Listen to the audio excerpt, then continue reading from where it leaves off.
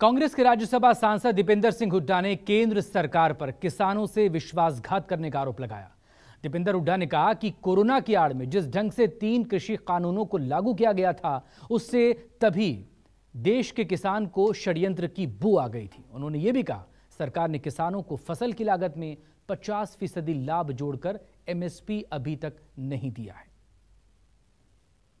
Congress party का इसमें स्पष्ट स्टैंड है। उदयपुर डिक्लेरेशन में हुड्डा कमेटी द्वारा, कृषि संबंधित कमेटी द्वारा हमारे उदयपुर डिक्लेरेशन में की बात हो, या हमारे एआईसीसी सेशन रायपुर में जो रेजोल्यूशन अडॉप्ट किया गया, उस रेजोल्यूशन में हुड्डा जी के नेतृत्व में जो कमेटी बनी कांग्रेस की कृषि संबंधित, उसमें ये जो रेजोल्यूशन दिया गया, उसमें स्पष्ट रूप से मैं आपको इस बारे में बताता हूं जो आपने कहा।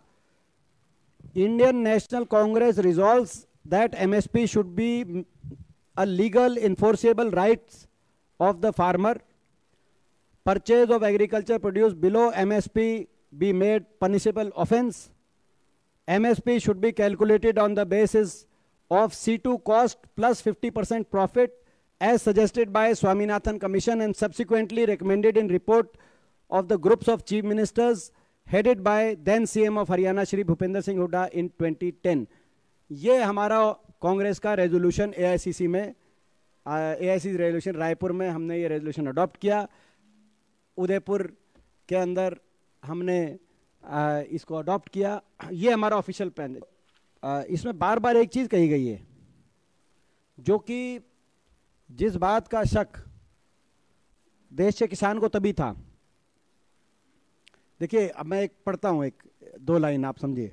मराठे claimed here radical new practical solution that the government should test and rapidly scale up, stitch together land lease from farmers, make big marketing company with government help and create companies for processing and farming।